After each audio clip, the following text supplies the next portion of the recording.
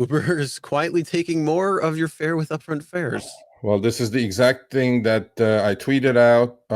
This was 3-4 days ago. Oxford University, which is pretty similar, I would call, to Columbia, right? Ivy League in the I would UK. say they're very, very similar. Yeah, in the UK, they did a study with 247 drivers, 1.8 million data chips, and their conclusion was that the drivers should have made an extra $1.6 billion that they didn't do in 2024 because of after upfront fares showed up. And Len's number on the back of the envelope was $4 billion. So that's $5.6 billion that went into Uber, and that's why the stock went from 25. It's no coincidence, people. Go look at an Uber stock chart. The week upfront fare started, stock was 23. I remember it like yesterday. Today we're at 90. Okay, there you go. Proof is in the pudding. I don't know what Uber cries about their success. I've told them that. I go, you guys should be running around your offices and high-fiving each other saying victory. I don't know. They go like, oh, we're so ashamed that we're making money. We're a profitable $180 billion company. So why are you guys so embarrassed? You're not spending $200,000 on balloons anymore. I mean, what the frick? Why are you guys so embarrassed of making money? Yeah, I mean, you're doing it on the back of the driver. Maybe that's why. I don't know. Maybe you just don't feel good. You guys can't sleep well at night. That's why the problem is probably. But anyway, if you guys have any conscience, anyway. So Oxford did the same thing. Literally, you guys can go check it out. It's on my tweets. Identical results as Len's. And Len's was a lot deeper, by the way. Len's article is a lot deeper.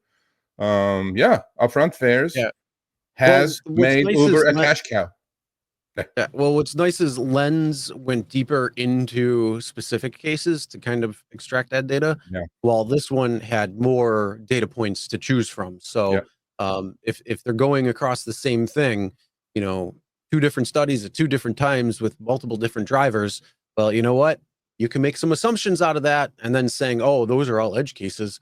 Sorry, that's probably more the reality of things. You just don't want to admit it. And that's why you have to use tactics like saying wildly misleading or false news or whatever they want to come up with, instead of actually putting out the real data, the real something to back up saying, well, X, Y, and Z. And they don't do that. So if they just want to continue gaslighting, then go for it. Yeah, I mean, Chris, look, my background is in finance. Their trip growth has not been they always say, oh, we're just making 20%. We're happy with making 20%. You can't be making, that's fuzzy math. You can't be making 20% and your free cash flow goes through the roof. There's only one way. It's like one Lens study proved. You charge a lot more with elasticity as much as you can. You pay as little as you can. That's when free cash flow started skyrocketing, which happened to coincide with upfront fares, because your trip growth is at single digits, Uber. Yes, you're doing more trips, but it's not enough for your take rate with a 20% take rate. FYI, Uber, breaking news still, on your last earnings report, you always put the global take rate. And on the last quarter, okay, the number was there. On this quarter, the past quarter, the global take rate number was not there. And let me give you breaking news, folks. That global take rate was single digits 6 years ago, which I understand because it was at the growth level, right? Growth at any cost. They were just building the marketplace. That number went from single digits to 29%. It's on their earnings report. I'm not saying that's anything not public, so don't get pissed off, Uber. But on the last one, I couldn't find it. I asked Len, I go, what did they do? Did they omit that global take rate number? He goes, yeah, it's not there. I'm like, hey, why isn't it there? Is it a secret thing? Is it hidden somewhere? Please let me know, Uber, where it is so I can go take a look at it. You got to stop talking about that. That's called trade secret. Huh? Oh. Otherwise, the money truck goes away. Take a screenshot of that. Assassinate Serge. Money truck is backing away. Damn it, Sergio. Mother trucker Serge. All right, and then you got this email as well too, talking about it kind of coincides with all of this. He goes, hi Sergio, this is I respect this driver. He's from Texas, and he drives mostly upper platforms. So he goes, hi Sergio, no surprise, Uber has now perfected its algorithmic control.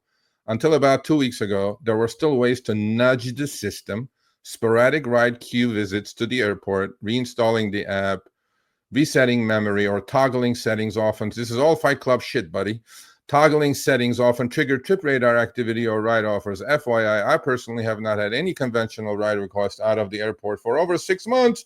Well, we're going to talk about that in a minute. None of those tactics work anymore. What we're consistently seeing now, long gaps between ride requests, teaser trip radar, high value pings, low paying priority, which those trip radars are getting grabbed by bots anyway, and flood of underpriced reservations. At this point, most of us have stopped even turning the app on. Drivers who previously earned $1,500 to $3,000 per week on Uber Black. See, this is upper platform, and you guys think it's all, you know, roses and, you know, whatever, are now struggling to make $500 a week. Something fundamental has shifted. It's all tease and no substance. Ghost trip radar offers lowball priority requests and an increase in customer ride cancellations, which kind of, that's what Len said. So we no longer know how to play the game because it no longer feels like driving for a transportation platform. It feels like gambling on a rigged casino. Uber should be reclassified as an online casino, not a logistics or transportation company, which they say they're not. They're an IT company, they say, technology company. We wager our time. This is a great sentence, folks. Listen to this. We wager our time, vehicle, and fuel costs. Occasionally, we get rewarded with a real fare, just enough to keep us engaged. But most of the time, we're baited with seemingly lucrative rides we never actually receive. This isn't rideshare anymore. It's algorithmic exploitation disguised as an opportunity for reward. I love this letter, and that's why I read it. And we're done with this. So can we end the show here? I think that was pretty good. One thing I always say is work smarter, not harder. If you aren't using the Solo app, then you may be working harder. So let's change that. Download the app, link your accounts where you can manage your income, track your expenses, and project your taxes. Not only that, but you can plan by optimizing your time, make more, and even guarantee your daily pay with guaranteed earnings. Download Solo and begin to work smarter, not harder today. Link is in the description. All right, let's get back to it. Well, I mean, there's more to talk about, but well, either way, yes, that does hit the nail on the head. Look at this one. Look at this one. Look at this. You're gonna like this one. Hold on. Hold on. This has been the most intense show in a while. You've been missing all our shows. All our shows are pretty intense, bro. Last week got a little heated. Last week got a lot. Last week got a lot of heated. Either way, you can check that out after the show. You know, though, that driver. Any second, Chris, my brake lines are going to be cut.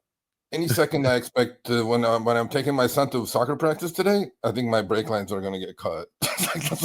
That's why you have an e-brake, so it'll auto, it'll clamp down. What are we doing here, man? But let me tell you, that driver hit it on the head, but he did make a little mistake, and you did correct it by saying a transportation platform. They're not. Yeah. You're right. They're IT, and they've perfected the IT. And whether you want to admit it or not, they did it. And unfortunately, it's something that we all have to forward the brunt on. Man versus machine. There you go. All right, thanks for watching. That short little clip was from our live stream, Show Me the Money Club with Sergio and myself, Tuesdays, 6 p.m. Eastern, 3 p.m. Pacific. Make sure you subscribe, turn on all notifications so you'll be notified when we go live, as well as all of our awesome content. Make sure to check out this video right here, which will take you to the entire live stream, or check out this video right there. All right, drive smart, everyone.